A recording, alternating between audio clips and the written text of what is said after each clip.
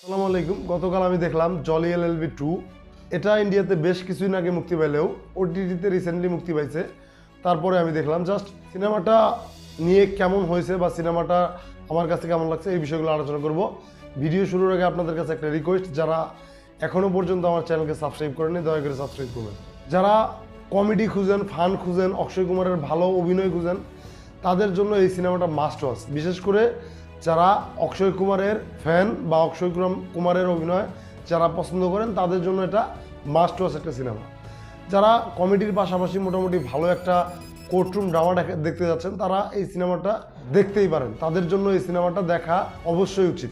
এবং সিনেমাতে যে কমিক টাইমিংগুলো দেখানো হয়েছে, আমি যদি এর প্রিভিয়াস দুটো পার্ট জলি এলএলবি 1 এবং 2 এই দুইটার মধ্যে কম্পেয়ার করি, তাহলে ওই দুইটার মতো এরকম এই সিনেমাটা অতটা হার্ড করবা অত সুন্দর না হলেও জাস্ট এটা মোটামুটি ভালো একটা সিনেমা। আমি কোনোভাবেই বলছি না যেটা বাজে সিনেমা, খারাপ সিনেমা, এটা ভালো একটা সিনেমা, এটা অবশ্যই দেখা যায়। এবং এই সিনেমার কমেডিগুলো মোটামুটি বেশ ভালো, যেটা আমার জন্য খুব সুন্দরভাবে ওয়ার্ক করছে। বিশেষ করে কোর্টরুমের মধ্যে যে সমস্ত কমিক জিনিসগুলো দেখানো হয়েছে, বা জাজের সাথে বলি বা উকিলদের সাথে বলি, যে জিনিসগুলোকে এইখানে দেখানো হয়েছে কোর্টরুমের মধ্যে, এটা বাস্তবে কতটুকু হয় আমি জানি না, আমার মনে হয় না যে বাস্তবে এরকম হয়। কিন্তু এই সিনেমাতে এই জিনিসটাকে যেভাবে সুন্দর করে ফুটিয়ে তোলা হয়েছে সেটা দেখতে ভালো লাগে এবং সেটা দেখে আমরা মজা পাই।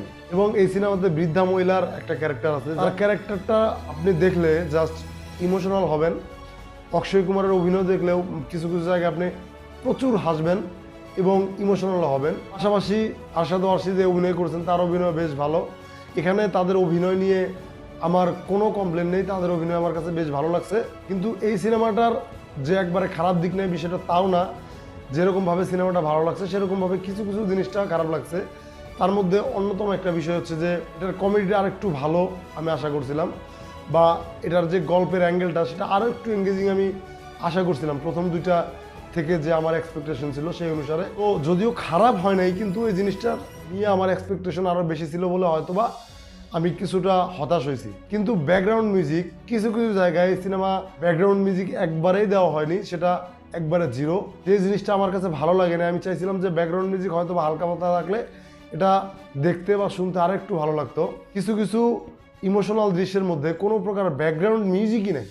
যদি সেখানে ইমোশনাল কোনো মিউজিক দেওয়া যেত তাহলে হয়তোবা সেটা আরও একটু সুন্দর লাগতো, সিনেমা দেখার জন্য আরও একটু মজা পাওয়া যেত। বেশি কিছু বলবো না, এই সিনেমাটা আমার কাছে বেশ ভালো লাগছে। যারা দেখেন নাই তারা একবারের জন্য হলেও এই সিনেমাটা দেখতে পারেন। আমার পক্ষ থেকে এই সিনেমার রেটিং হচ্ছে 3.5 আউট অফ 5। আজকের মতো এই পর্যন্তই। সবাইকে ধন্যবাদ। আসসালামু আলাইকুম।